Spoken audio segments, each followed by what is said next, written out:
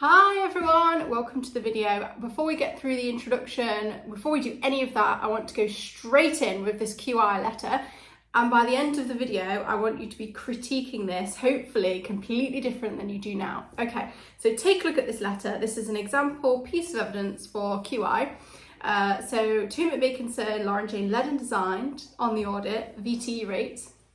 There were 2 cycles of this audit with a quality improvement project between cycles being the introduction of a VTE poster and teaching for rotating staff. Yours, signed, consultant.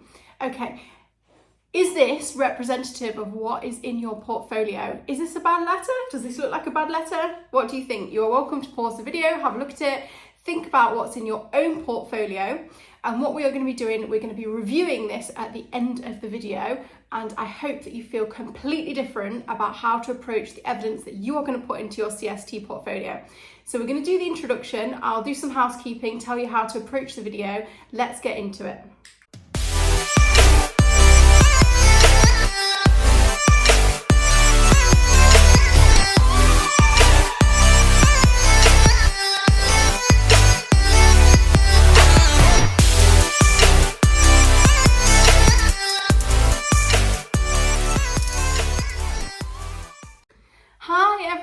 Welcome back. So I am Lauren-Jane. I am a core surgical trainee. I'm a CT2 and I give this talk, How to Ace the Portfolio. I've given it all over the country. It gets great feedback.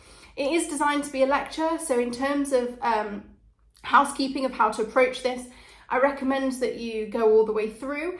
I will, however, add chapters so you can skip if you want to. But because this is not a guide to the core training to the core surgical training application, you can use it as that, but that is not my intention. So I've gone through chronologically, but I've spent more time on the parts of the application that I can help you with. So we'll spend some time on teaching, we'll spend some time on QI, we'll spend some time on the operative logbook, but some of the others we'll just skip through. The bits that I can help you most with are towards the end of the program, and that's just because I've gone chronologically how they do it on the application form. So right, let's start. Okay, so operative experience. You need an e-logbook. If you're a med student, you might not have heard of that. If you're a resident doctor, this might be old hat to you. But what you should all be aware of is that obs and gynae is no longer counted as a surgical specialty as per CST, which is kind of crazy because both obs and gynae are, doctors are surgeons, but it doesn't count. So if you are an F2 and you have obs and gynae cases, I recommend that you make sure that you've got other cases.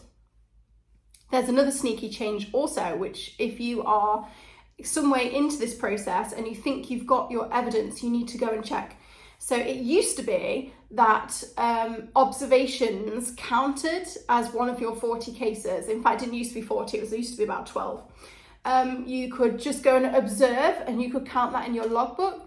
Now, if you are observing, I recommend that if you're surgically minded that you log that anyway, but ultimately observed cases no longer count for this. You need to be scrubbing in.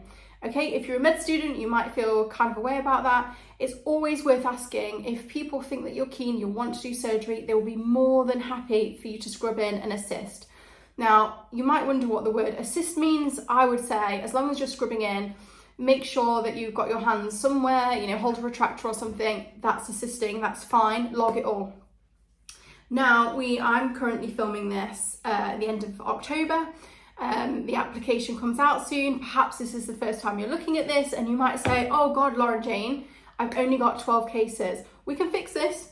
It's absolutely fine. Now, where do you need to go? There's absolutely no point if you are trying to buff up this application, spending 5 hours in colorectal, watching them do a really complicated case or some sort of Ivor Lewis or something like that. Go to day case. Day case lists are going to remove lipomas. They're going to do all kinds of things. They're going to do 7 cases on the list. That's what you need. In one day, you can maybe get 5 or 6 operative sessions. Now, if obviously, if you desperately want to do, colorectal or whatever, I highly recommend going and seeing those lists, experiencing them. But for the purposes of the CST application, it does not distinguish between 15-minute cases and 5-hour cases. So if you're attached to colorectal, go to one of their day case lists. They'll be doing all kinds of things. And actually, you're more likely to learn more with these smaller cases, because what do you want to do? You want to suture, and maybe you want to do some sort of, kind of incision type things. So go to day case, let me know how it goes, pop it in the comments. Okay, right. So this is operative experience. Now, with the CST application, all of it, including the portfolio and the interview, getting ranked or not very much depends on 1 point. You can go to interview with 1 point higher than the person beneath you. You need every point. Now, throughout this lecture that we're giving, I will tell you where there are places that you really need. If you're serious about the application, you really need to be smashing this section. This is one of them. You need 40 cases. And if you go to day case, if you want to apply in this cycle and you're struggling for this, take some annual leave, or go in on your day off, and I would go to day case and try and smash out 5 or 6 operations. I think that's 100% doable if that's what you want to do. Right. A side note about the operative report. It's not just so easy as to do the operations. You need to present them properly. So what the process wants from you is, I've got it here. So 1 consolidation report upload is permitted. Please amalgamate all specialties onto 1 report and have this signed by a supervisor on every page. They may need to see your whole logbook, blah, blah, blah. Okay. The consolidation sheets, that is something that you do when you go onto eLogbook. What you need to do is have that signed on every page. This is what it says.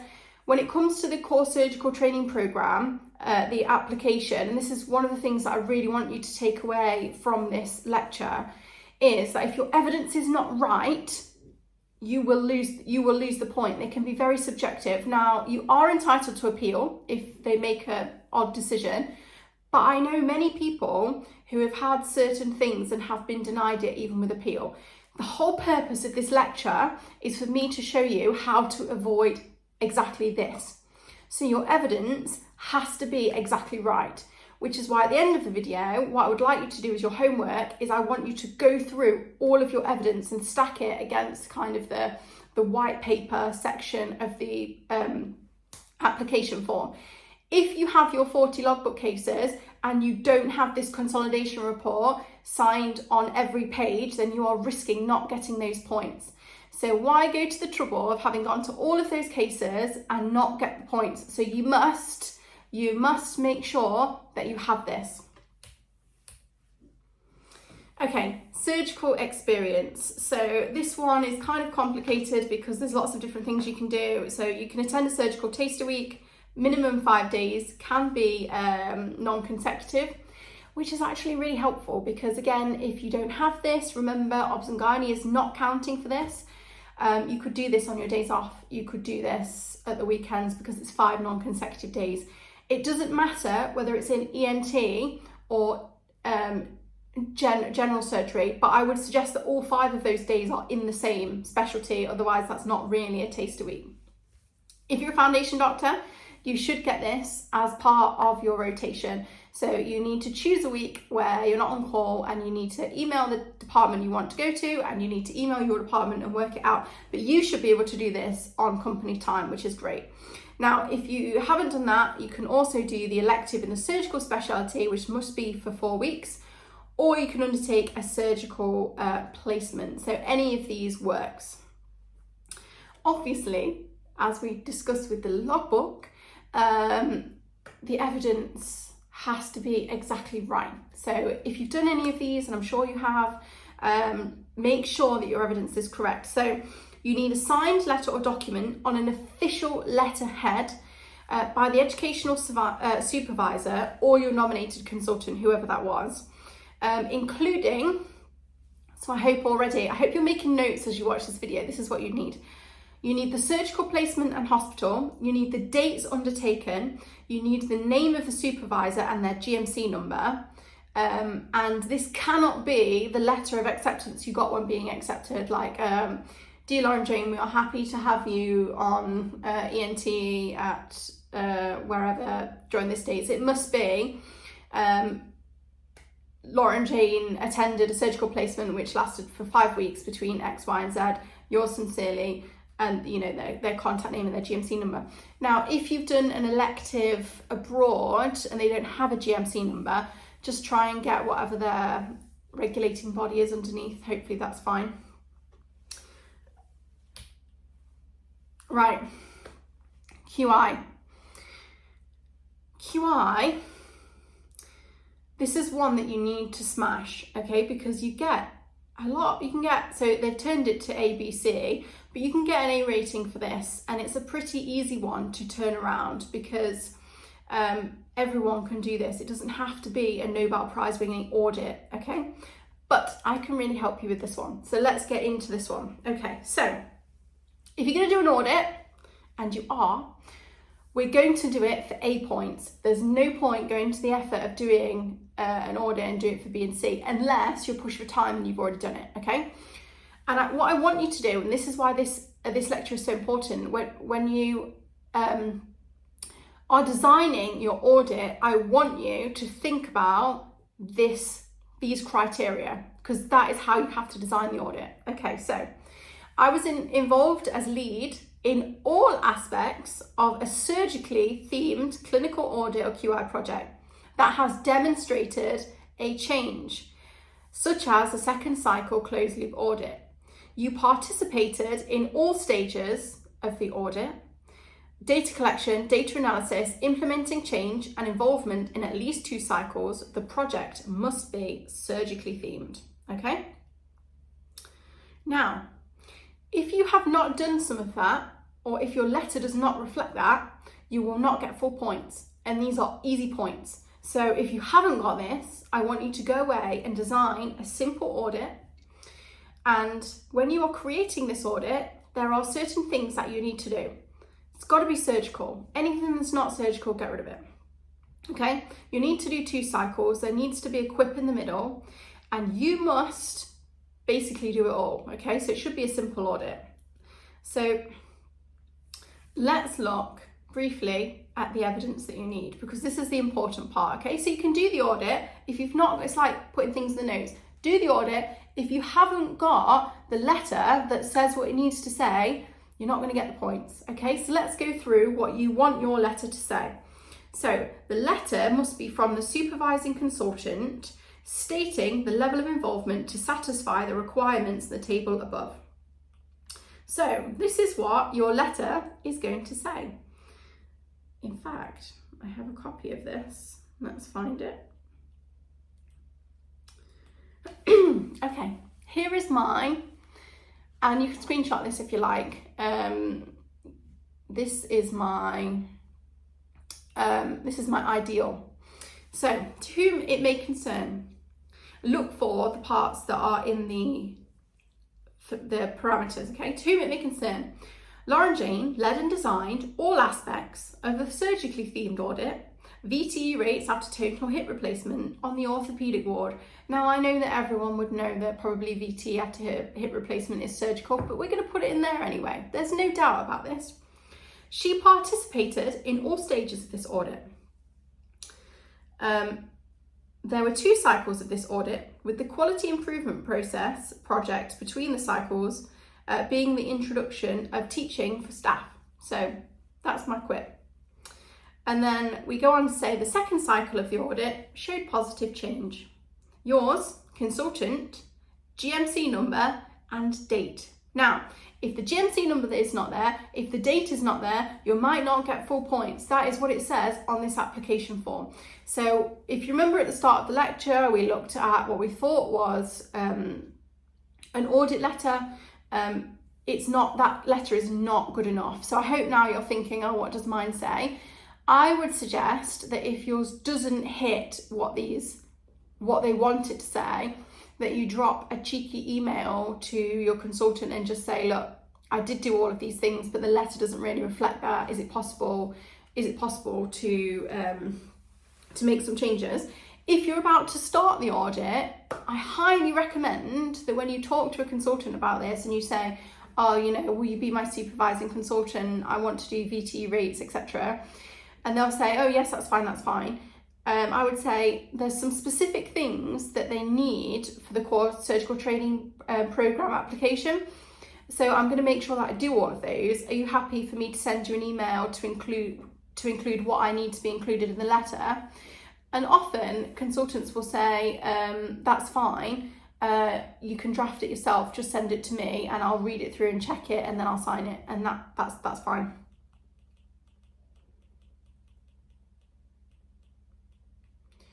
Woo, we've done QI. Okay. I know it's a long slog. We're actually going quicker than when I do this as a lecture. Okay, prizes and publications. I'm not going to spend much time on this because kind of you have them or you don't. So for A, I've won top prize for delivering an oral presentation at a national or international meeting. Make sure now is the time to get your evidence. If you've done these things and you don't have quite the evidence, you can send them an email and just say, oh, I need the program. Always save anything from a conference. Sometimes they have those books or PDFs that list everyone's things. They will accept that as evidence. But they require quite specific things. So I'd very much encourage you to make sure that you've got that. I don't tend to focus on these because it's really difficult to win a top prize for an oral presentation because you can do the work and not get selected, right? Whereas with an audit, I know that if you do what I have asked you to do, you're going to get an A for that. Whereas with this, if you've got A's elsewhere, I mean, yeah, definitely spend your time on this. But if you're starting from scratch, places like audit and teaching, that's where you want to be. So I'm first audit for a publication. Again, make sure you are checking that you've got the correct evidence for this. And then we're going all the way down to oral presentations, cited collaborative author. You can go through this. Teaching. This is the other one that I can really help you with. So they are sometimes a little bit vague when they describe some of the parameters, and that can be quite stressful because you can kind of think, oh, how do you define a local educator? The fact is I actually don't know. I'll tell you how I define a local educator, but sometimes it is a little bit vague and it's not super helpful, and I hope one day they kind of define these terms better. So for A, I have worked with local educators to design and organise face-to-face teaching programme, which is a series of sessions, which is 4 or more, to enhanced organised teaching for healthcare professionals or medical students. And I have delivered at least 4 sessions of this teaching. Okay, there's a lot to unpick here, but we can do this. So local educators, face-to-face teaching, at least 4 sessions, of which 4 you have to teach yourself. Now, this sounds like a really big undertaking. Very much depends where you are in your journey. If you're a medical student, this is much easier to do because often universities, firstly, med students have got more time than resident doctors because residents are on an on-call rota. And unless you can get the trust to agree a teaching programme, which is really difficult to do, and to release those doctors, it can be difficult to get everyone in the same place, especially if it's face-to-face and not online. Whereas if you're at med school, actually, sometimes the universities will give you money for pizza, and you could get, my suggestion if you're a med student is you see if you can organise a teaching day with lots of different sessions of which you could take, one session could be how to do a perfect surgical knot, play a YouTube video, give people some sutures to practice with, that could be one session. How to suture, that's the second session. If you're leading both of those, that's 2 that you've done, you're welcome. If you're not a medical student, it can be more difficult to arrange face-to-face teaching. It doesn't say how many people here need to be involved, and that works for us, but they must be healthcare professionals or medical students. But that doesn't necessarily mean that they're doctors. So you could deliver some teaching to nurses, ACPs, HCAs. If I were you, I would try and identify in your trust, wherever you're working, where there's a gap. Is there a problem that you've identified? Because if there is, people in the department will be much more keen to release people, because if you're like, oh, Maybe you've done the audit and, you know, people are really bad at noticing that VTs have not been done or something. Maybe you want to organise some teaching sessions on why that's important, or, you know, how to give the injections, or, you know, whatever you're allowed to do within your remit. That is the A grade. When they talk about local educators, I think they use this phrase because they don't want to say med student staff, because also you might be a foundation doctor, and usually if you're a foundation doctor employed by the trust, there's someone that looks after your education. There's like an educational curriculum person. Or if you're not in the foundation program, there's probably someone in your hospital that is in some way responsible for clinical education. They might be chief registrar. And so I think this term encompasses all these things. So what you need to do is you need to work with these people to design that program, and that is part of the criteria. And so, as we've established, this must be in your evidence. Okay, B, what's the difference between A and B? This is important. I've worked with the local educators to design and organise a teaching program. It's the same so far. 4 sessions or more, it's the same. It's online. That's the only difference, okay? So if you can't do it face-to-face, then for B, we can do it online. Doing it online is easier, obviously, because you can reach people from across the country, and you can do it whatever time, you know. And it is easier to get people to attend a session on the acute abdomen at 7:30 in their own home. You still need to work with local educators though, so this is why they want it to be a formal teaching process, and you need to deliver at least for yourself. So if you can't do A, do B. You have to have exactly the same things. The only difference between the two is one is face-to-face, one is online. C, so I've worked for local educators to design and organise teaching programme defined as 4 or more to enhance organised teaching for healthcare professionals or med students, delivered at least 4 sessions of that teaching. So if you want to go for that one, you can, just do what you can. Now, for evidence, you need formal feedback, and this is really important. You can get a free feedback sheet if you just type out, I think there's a BMJ one, so if you just type in BMJ feedback sheet on Google, that will come up for you.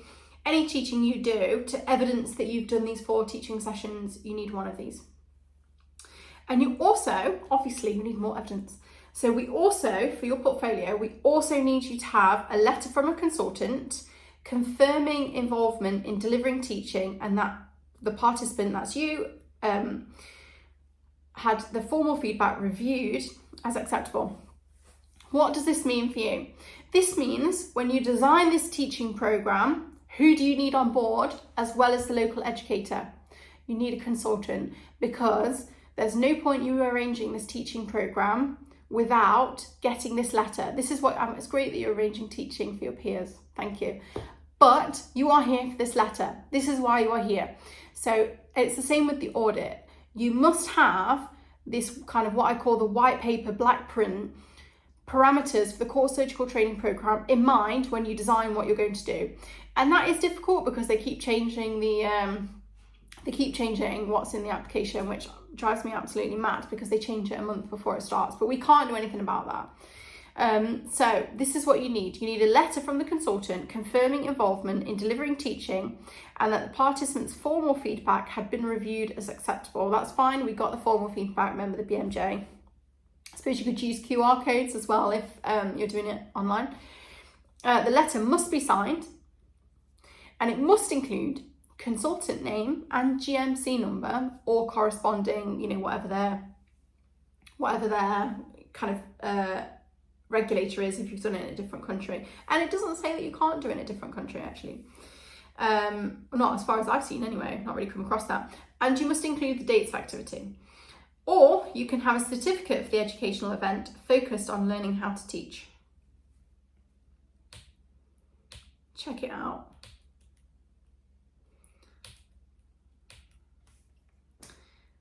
That is us all the way through. We've done it in just under 25 minutes. What you can do is you can leave me any comments down below, and what I will do is I will try and answer any questions that you have about anything to do with the CST program, how I find it, whether it was worth it. Oh, I don't know if I can answer that one. Yeah, I'd have to think about that. Please like and subscribe, because it helps me, especially if you let me know what kind of content you want.